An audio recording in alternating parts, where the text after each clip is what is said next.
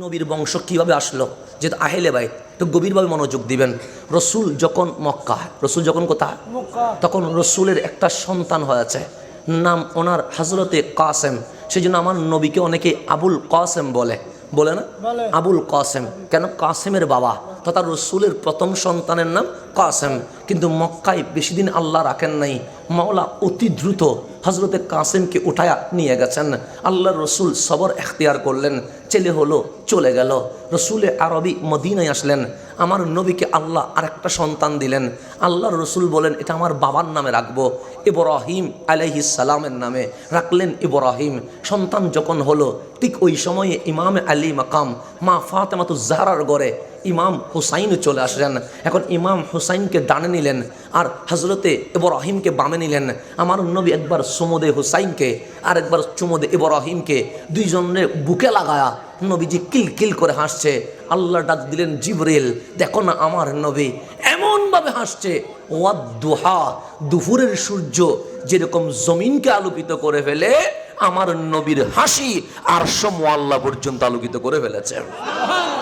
জিবরিল তোমার কেমন লাগছে? জিবরিল বলে নবী মাওলা বড় সুন্দর লাগছে, তোমার নবী আজকে হাসছে। এখন বন্ধু বন্ধুর কাছে দাবি করতে পারে কি পারে না? পারে। বন্ধুর উপর অধিকার আছে না? আছে। তো রহমান হাবিবকে বন্ধু বানাইছে, আল্লাহ আল্লাহ হয়ে, মালিক মালিক হয়ে, খালেক হালেক হয়ে রহমতুল্লিল আলামিনকে বন্ধু বানাই ফেলছে। এখন বন্ধু বন্ধুর উপর দাবি করতে পারে কি পারে না? পারে। তো আল্লাহ বললেন জিবরিল আমার নবী দুইটা ফুল, একটা ডানে আর একটা বামে, কত সুন্দর লাগছে, চুমু দিচ্ছে, বুকেও লাগাচ্ছে, আবার ওনাদের দিকে তাকায়া মিট মিট করে হাসছে। ও জিবরিল বন্ধুত্বের দাবি রাখছি আমার হাবিবের কাছে, যাও দুই ফুল একসাথে কেন রাখবে? একটা ফুল নবী নিজের কাছে রাখো আর একটা ফুল আমারে দিয়ে দিক। বন্ধু বন্ধুর কাছে কি করতেছে? দাবি করতেছে, কিন্তু দাবির মধ্যে আবার অপশন দেয় নাই, হুসাইনকে দেন, ইব্রাহিমকে দেন, দেন নাই। তো জিবরিল আমি দুই থেকে আল্লাহর নবী রাখবে একটা, আরেকটা দিবে কারে? আমারে। কিন্তু আমার নবীর জন্য সুযোগ আছে, আমার নবীর উপর আমি কোনো বাধ্যবাধকতা দিব না। রসুল যেটা নিজের কাছে রাখতে চায় সেটা রাখবে আর বাকিটা আমারে দিয়ে দিবে। কিন্তু কাকে আনবো এটা বলবো, তো এটা সিদ্ধান্ত চলে কার? হায়াত মৌতের সিদ্ধান্তের মালিককে। কিন্তু আল্লাহ বন্ধুকে বলছেন, বন্ধু আপনি ফুল একটা রাখেন আর একটা আমারে, কোনটা দিবেন এটা আমি বলবো না, আপনার যেটা ভালো লাগে আপনি সেটা নিজের কাছে রেখে দেন, আর যেটা আমারে দিতে ইচ্ছে করে সেটা আমারে দিয়ে দেন।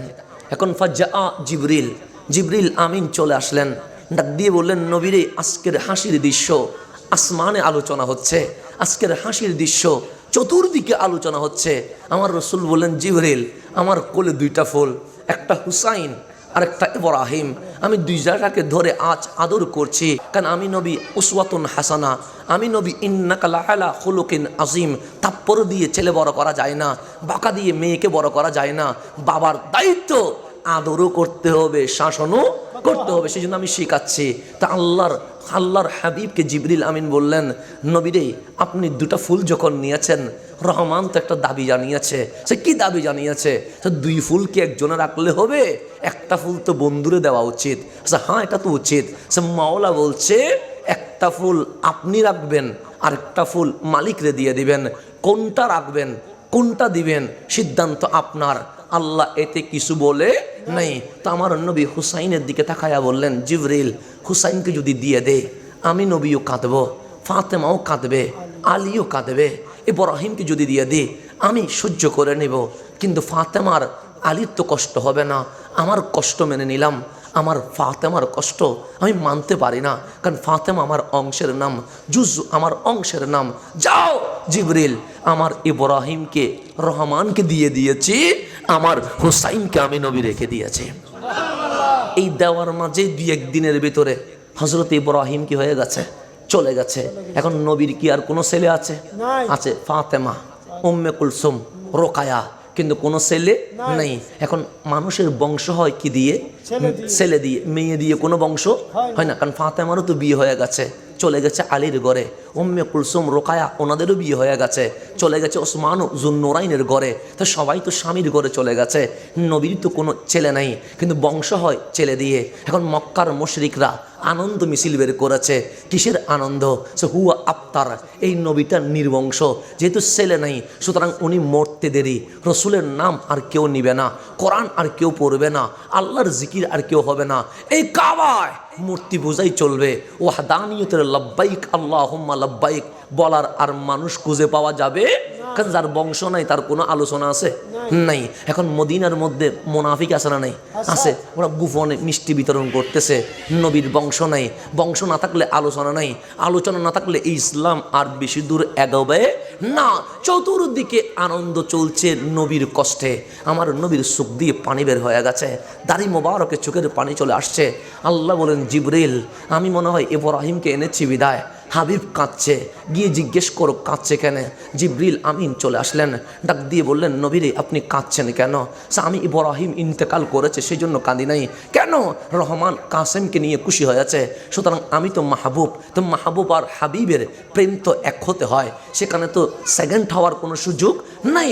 রহমান যা ভালোবাসে আমি নবীও সেটা ভালোবাসি, তা আল্লাহ বলে আমার হাবিব যেটা ভালোবাসে আমি আল্লাহও সেটা ভালোবাসি। তা আমার নবী, আমার কোনো দুঃখ নাই, ইব্রাহিমকে নিয়ে গেছে, এটা আমার কোনো পেরেশান নাই। তা আল্লাহ ডাক দিয়ে বললেন, হাবিব আমি চাইলে কি ইব্রাহিমকে রাখতে পারতাম না?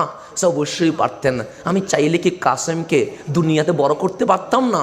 হয়তো অবশ্যই পারতেন, কিন্তু নিয়ে গেলাম কেন? জীবনে জিজ্ঞেস করলেন না যে? কারণ কাসেমকে নিয়ে গেলেন। আমাদের বাচ্চা যদি মারা যায় তখন আমরা কি বলি? ছোট্ট অবস্থায় নিয়ে গেলা, বাবা ডাকতে দাও নাই, খেলতে দাও নাই, এরকম বলি না আল্লাহর সামনে? অনেক সময় মারা বলে দিলা কেন, নিলা কেন, এরকম অনেক সময় বলি না আমরা?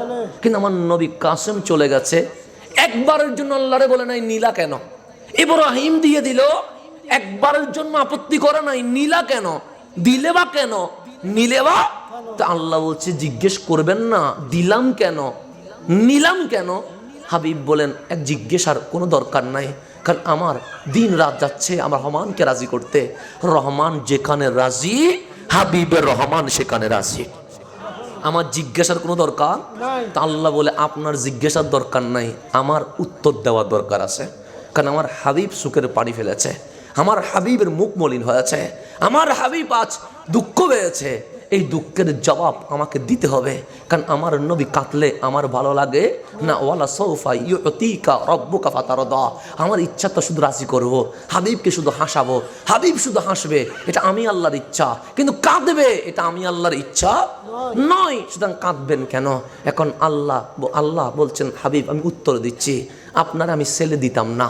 দিয়েছি কেন জানেন? কারণ মক্কার মদিনা, এখানে মুশরিক আছে, কাফের আছে, মুনাফিক আছে। ছেলে যদি না দেয়, মক্কায়ও একটা দিলাম, মদিনায়ও একটা দিলাম, ওই বাতিল মুশরিক কাফের মুনাফিকের মুখের উপর জবাব দিলাম। এমন রাসূল যিনি দুনিয়ার জমিনে মেয়েও জন্ম দিতে পারে, সন্তানও জন্ম দিতে পারে, এটা আমি জবাব দিলাম। কিন্তু নিলাম কেন জিজ্ঞেস করবেন না, জবাব তো দিলাম, কিন্তু নিলাম কেন? রাখতে তো পারতাম। তখন বলছেন, হাবিব আপনি কে?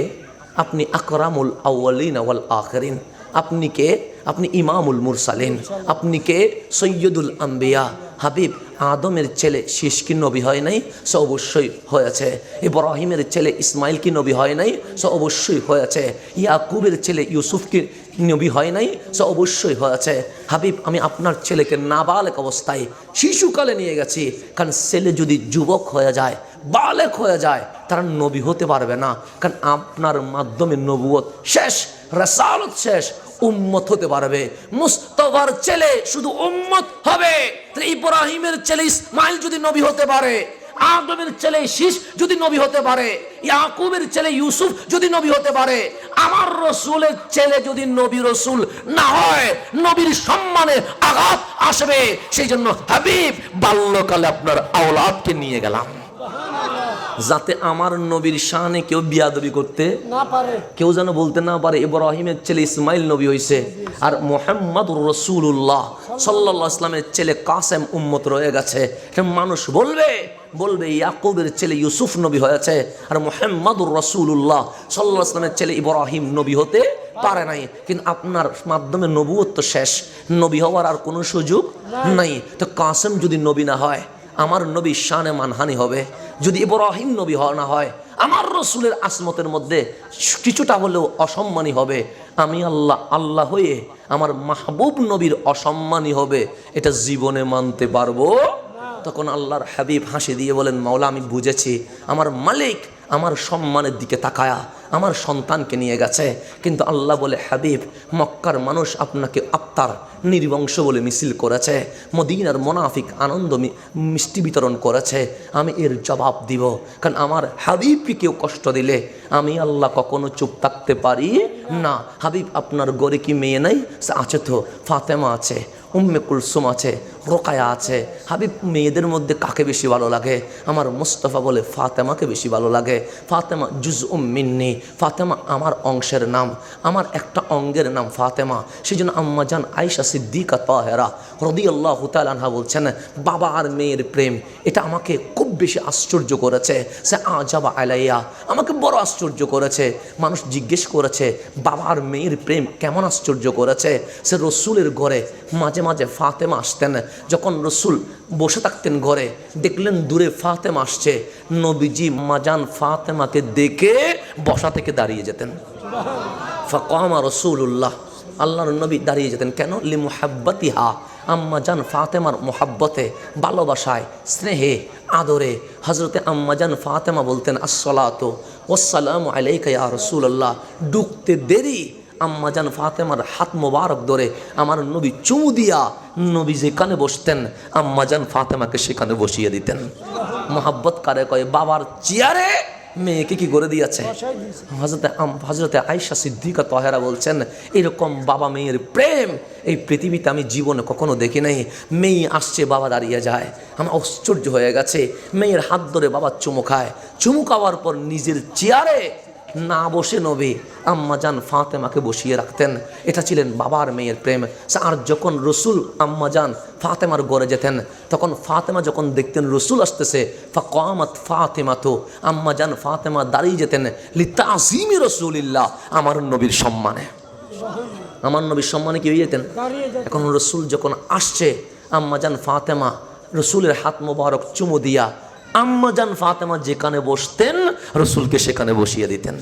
এটা ছিলেন বাবা আর মেয়ের কি ভালোবাসা, এটা ছিল বাবা আর মেয়ে। সেই জন্য দেখবেন ছেলেরা মা ভক্ত হয়, মেয়েরা বাবা ভক্ত হয়, কথা ঠিক না? এটা রসুল থেকে আসছে। সেই জন্য আম্মা জান ফাতেমার প্রতি আমার নবী বেশি দুর্বল ছিলেন। সেই জন্য রসুলে পাক আম্মা জান ফাতেমাকে কানে কানে বললেন, ফাতেমা আর বেশি দিন রইব না, দুনিয়া ছেড়ে আমি বিদায় নিয়ে যাব। চিল্লায়া কান্না শুরু করে দিয়েছেন। আম্মা জান আয়েশা বললেন, আমি অবাক হয়ে গেছি, কানে কানে কি বলেছে, আর ফাতেমা কাঁদছে। ফাতেমা কাঁদতে দেরি রসুলে পাক সইতে পারলেন না, আবার ডাকলেন, ফাতেমা এদিকে এসো। কানে কানে বললেন, ফাতেমা আমি রোজায় যাওয়ার পর সর্বপ্রথম যার সাথে মোলাকাত হবে সেটা তুমি ফাতেমা, অর্থাৎ আমার পরে কবির নিকটবর্তী যিনি ইন্তেকাল করবে উনি ফাতেমা। ফাতেমা তোমার সাথে আমার দূরত্ব বেশি দিনের নয়, অল্প দিনের ভেতরে আমার আর ফাতেমার কবর জগতে আখিরাত জগতে আবার মোলাকাত হয়ে যাবে। আম্মা জান ফাতেমা আবার হাসি দিয়ে উঠলো। এখন মা আয়েশা তো কিছু বুঝে নাই যে হাসলেনও কেন, কাঁদলেনও কেন, কানে কানে না বলছে। রসুলে পাকের ইন্তেকাল হয়ে গেল। আম্মা জান আয়েশা বললেন, ফাতেমা একটা কথা জানার বড় ইচ্ছা। সে কি মা? সে তোমায় একবার হাসলা আর একবার কাঁদলা কেন? সেটা তো বলা যাবে না। আমি আয়েশা রসুলের বিবি নয়? হ্যাঁ। সেই হিসেবে তোমার মা নয়? হ্যাঁ। মা কি মেয়ের কাছে জানতে পারে না? সে অবশ্যই জানতে পারে। তাহলে বলো, তোমাকে রসুল যখন কানে কানে বলেছে যে কি যেন বলেছে, কাঁদছো, আবার 5 মিনিটের ভেতরে কি যেন বলল, তুমি হাসলা কেন? আম্মা জান ফাতেমা বললেন, মা আয়েশা শুনে রাখেন, রসুল আমাকে প্রথমে বললেন আমি দুনিয়া ছেড়ে চলে যাব, যেহেতু আমি ফাতেমা আমার জানের চেয়েও আমার রসুলকে বেশি ভালোবাসি, নবীজির বিরহ আমি সইতে পারি না, সেই জন্য কাঁদছিলাম। তো কেঁদে আবার হাসছো কেন? মা আয়েশা শুনে রাখেন, অল্প দিনের ভেতরে আমিও আর বেশি দিন রইব না। আমার রসুল বলেছে ইন্তেকালের পর সর্বপ্রথম মোলাকাত হবে আমি ফাতেমার সাথে। তো যেহেতু নবীর সাথে আমার মোলাকাত, এটা তো কান্নার নয়, এটা তো হাসার, সেই জন্য আমি ফাতেমা হাসতে শুরু করে দিয়েছে। তাহলে নবীর কাছে সবচেয়ে প্রিয় ছিলেন আম্মা জান ফাতেমা। এখন আল্লাহ ডাক দিয়ে বললেন, হাবিব আমি জানি, সেই জন্য তো ফাতেমার বিয়ে আমি আল্লাহ দিয়েছি, সেই জন্য তো ফাতেমার স্বামী আলীকে আমি নির্বাচন করেছি। সেজন্য আম্মাজান ফাতেমার বাবাটাও যেমন, স্বামীটাও তেমন। কেমন তেমন? এমন জন্ম থেকে ওইভাবে যেন বানাইছে। আপনি চান কাবা দেখবেন, আপনি চান কাবার গিলাপকে একটু মাথায় লাগাবেন, আপনি চান হাজরে আসওয়াদকে চুমু দিবেন। আমরা কাবার বাহির দেখি, কাবার ভেতর দেখা সম্ভব আছে? নাই, আমরা কেউ দেখি নাই। এখানে কেউ দেখছি কাবার ভিতর আছে? বাহির দিকে চলে আসছি। কিন্তু কাবাটাও কেমন যেমন।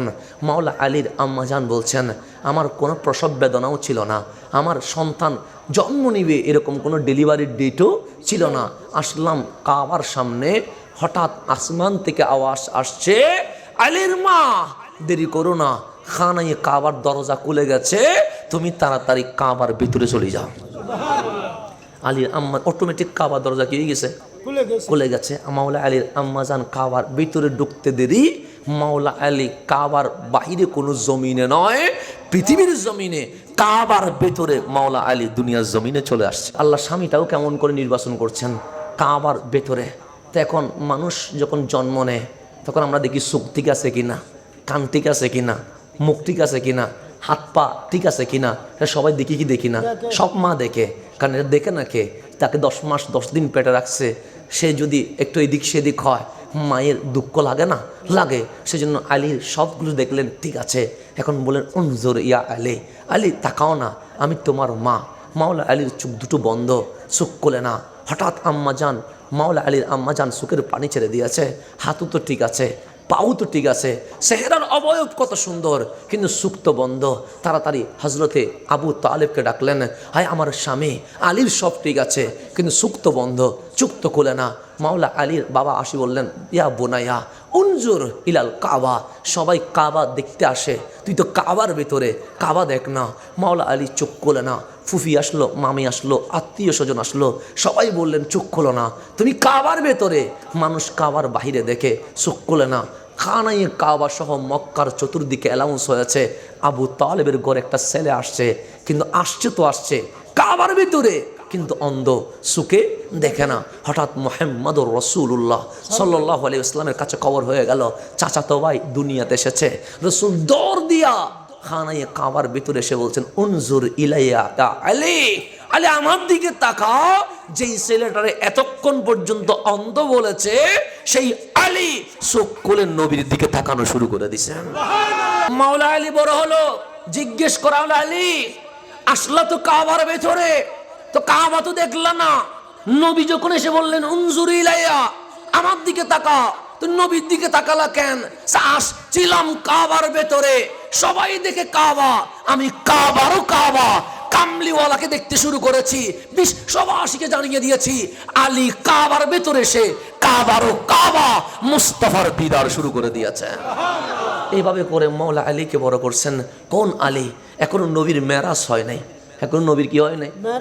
আকিমুস সালাহ নাজিল হয় নাই। আমার নবী আম্মাজান খাদিজাতুল কুবরার ঘরে নামাজ পড়ছে, আলীকে তখন ইসলামের দাওয়াত পৌঁছানো হয় নাই। নবীর পিছনে আল্লাহু আকবর বলে নামাজ ফরজ হওয়ার আগে মাওলা আলী নবীর পিছনে নামাজ পড়া শুরু করে দিছে। আপনি কিভাবে, আমি আপনাকে বুঝাবো এই আলীকে কিভাবে বড় করা হয়েছে, যার জন্য সূর্য উঠে গেছে, সেই জন্য রসুলের ওহী আসা শুরু করেছে। মাওলা আলী বসে আছে এভাবে করে কোনো একটা উঁচু জায়গায়, রসুল পাক সাল্লাল্লাহু আলাইহি ইসলামও আসলেন ওই জায়গায়। হঠাৎ করে আমার নবী ওহী আসার কারণে উম্মে সালমা থেকে হাদিসটা এসেছেন, আমার রসুলের মাথা মোবারক মাওলা আলীর কুলে রেখে দিলেন। কোনো হাদিসে যুদ্ধের কথা আছে, আমি যেহেতু হাদিসটা কিছুদিন আগে ওহির ব্যাপারে পেয়েছি, সেই জন্য আমি ওহির ব্যাপারটা বলি। তো ওহি নাজিল হবে, সেই জন্য রসুলের পাকের সেরে পাক মাওলা আলীর কোথায় রাখি দিছে? কানরান মোবারক, কুল মোবারকে রেখে দিছে। এখন রসুলের পাক চোখ বন্ধ করে আছে, এদিকে কোরআনের আয়াত নাজিল হচ্ছে আলা কলবি রসুলিল্লাহ, নবীর কলবে, আর নবীর সেরে পাক মাওলা আলীর কোলে বসে আছে। কত দামি এগুলো, আপনি কেমনে গিয়া করবেন, কেমনে বেয়াদবি করবেন, কত দামি। এভাবে বসে আছে। হাত্তা গুরুবি শামস, সূর্য ডুবে গেল। মাওলা আলীর আসরের নামাজের পড়া হয়নি, আর তখন মাগরিবের শক্ত হয়ে গেল। রসুলে পাকের ওহী নাজিল শেষ হলো। আমার নবী মাথা মোবারক তুলে দেখে আলীর চোখ দিয়ে শুধু পানি পড়ছে, শুধু পানি পড়ছে, শুধু পানি পড়ছে। আমার নবী মুখে হাত দিয়ে দেখে আলীর চোখের পানি নবীর মুখেও রয়ে গেছে। ডাক দিয়ে বললেন, আলী কাঁদছো কেন? সে নবীরে আমার মনের ভিতরে একটা দুঃখ চলে এসেছে। কিসের দুঃখ?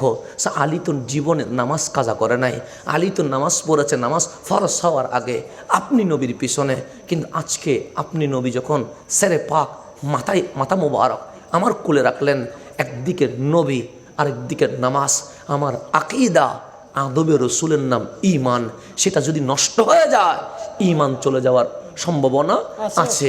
সেই জন্য আমি নামাজ পড়ি নাই এ কথাটা বলি নাই, কিন্তু আমি মনে করেছিলাম 5-10 মিনিটের পর আমার নবী হালকা রেস্ট নিয়ে উঠে যাবে, কিন্তু এই লম্বা টাইম যে রসুলে পাক আমার কুলে মাথা রাখবে এটা তো আমার জানা ছিল না। তো আমার নবী কী হয়েছে?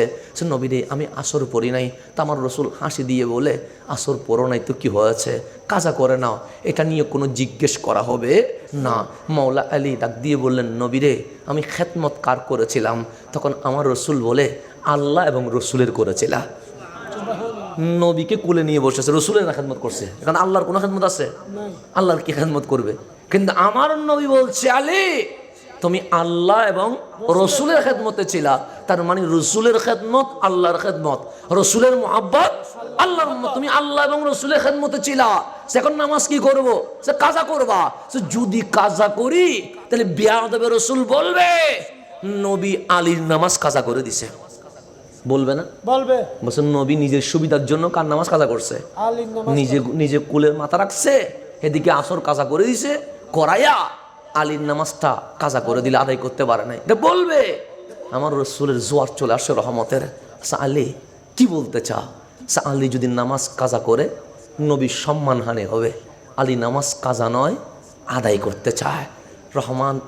হাবিবে রহমানের জোয়ার চলে আসছে, হাত ইশারা দিলেন, ডুবা সূর্য উঠে গেছে। উম্মে সালমা বলছে আমরা সূর্য ডুবতেও দেখলাম উঠতেও দেখলাম। এখন সূর্যকে জিজ্ঞেস করা হচ্ছে, সূর্য তুমি ডুববে কখন? সূর্য বলে, তুমি যদি আগামীকাল জিজ্ঞেস করো আমি মিনিট সেকেন্ড সহ বলতে পারবো, তুমি যদি এর পর দিন জিজ্ঞেস করো তাও বলতে পারবো, কিন্তু আজকে আমাকে জিজ্ঞেস করো না। কেন? আজকে তো আমি আমার ইচ্ছাই উঠি নাই, আজকে তো আমি আলীর জন্য উঠেছি। আলীকে জিজ্ঞেস করো নামাজ শেষ করবে কখন। তাহলে যার জন্য সূর্য উঠে গেছে, যার জন্য কি উঠে গেছে?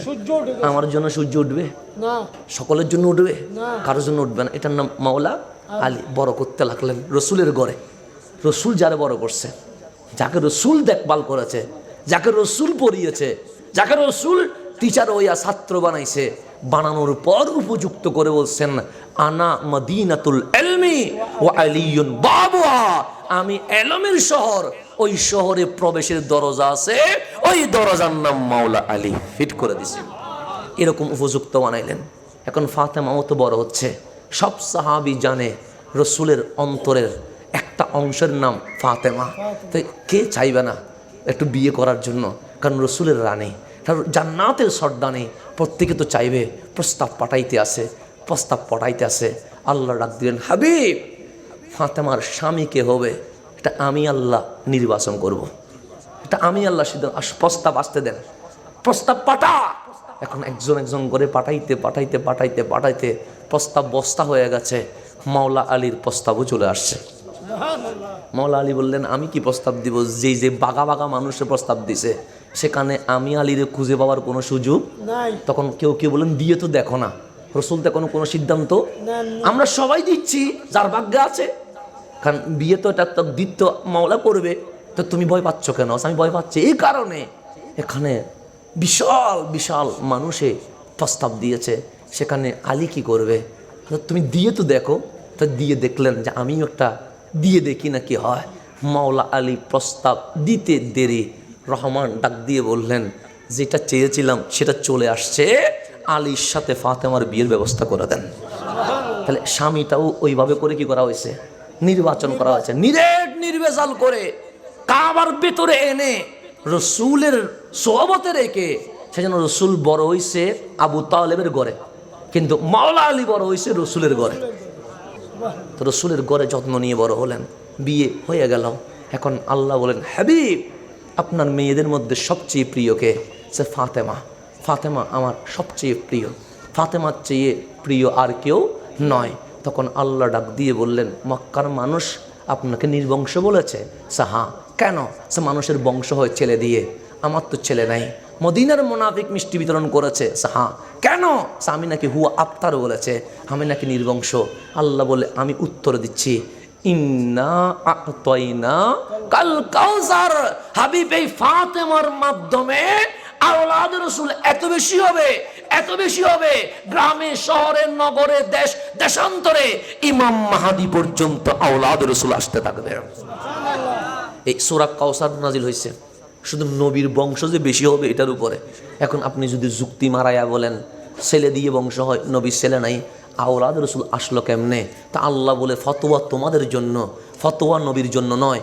তোমাদের বংশ হবে ছেলে দিয়ে, মেয়ে দিয়ে নয়, কিন্তু আমার নবীর জন্য ফতোয়া চলে না। সুতরাং আমার নবীর বংশ হবে মেয়ে দিয়ে, ফাতেমাতুজ জাহরা দিয়ে।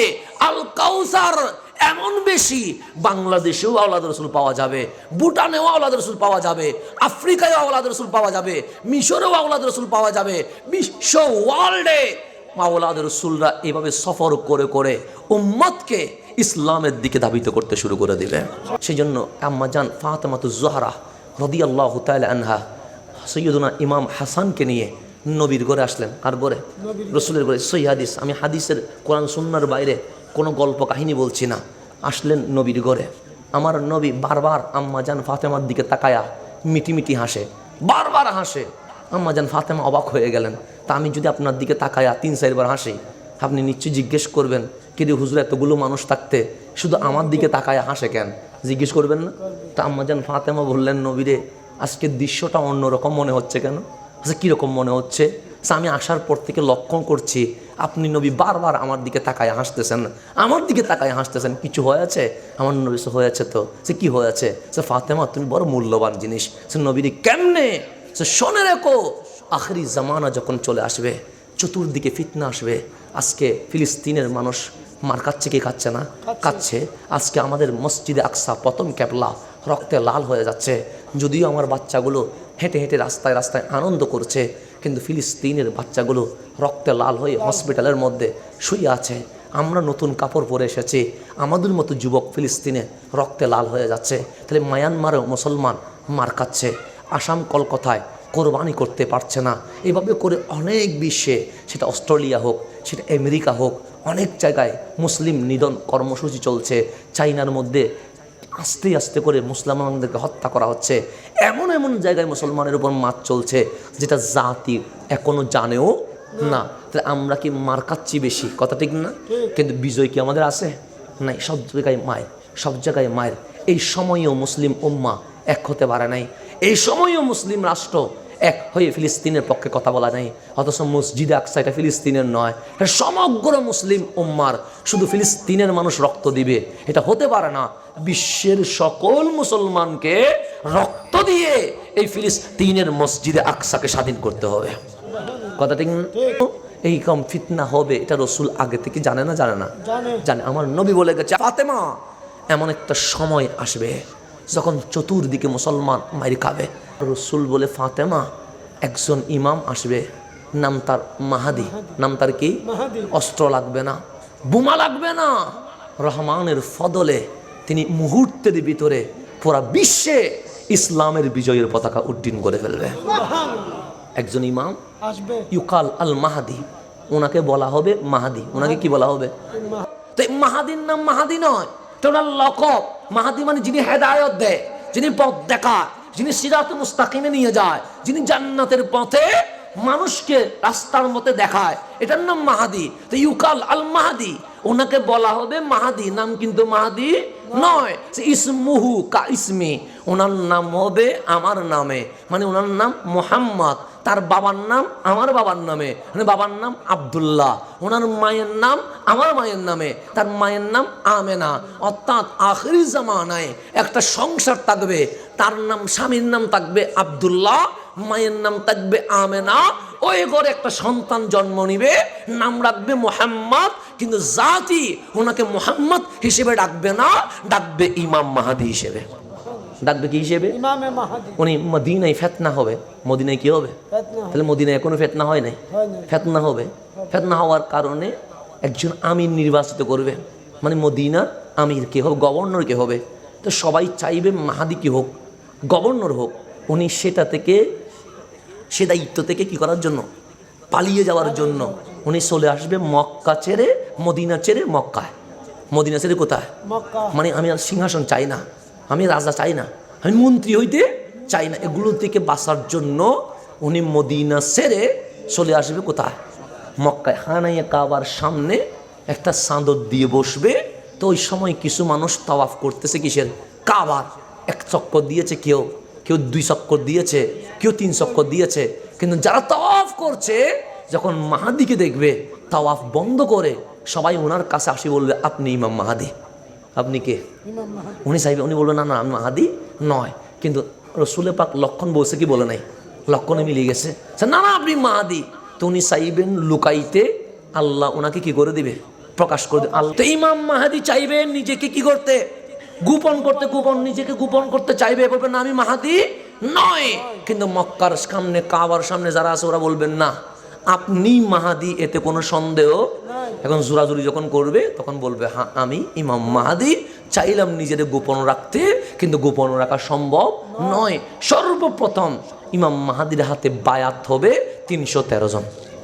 কয়জন? 313 জন। একটা জিনিস মনে রাখবেন, আল্লাহ সকল সৃষ্টির মাঝে মানুষকে আশরাফুল মাখলুকাত বানায়া সবার সেরা বানাইছেন।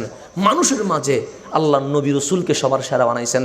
সকল নবী রসুলের মধ্যে রসুল হচ্ছে 313 জন। কয়জন? এই 313 জন রসুলকে নবীদের চেয়েও কি তুলে দিয়েছেন উপরে। তাহলে রসুল 313 জন। নবী আসলেন সর্বপ্রথম বদর যুদ্ধ, যেখান থেকে ইসলামের বিজয় শুরু হয়েছে। ওই বদরে আমার নবী সাহাবি গনিয়া দেখে 313 জন।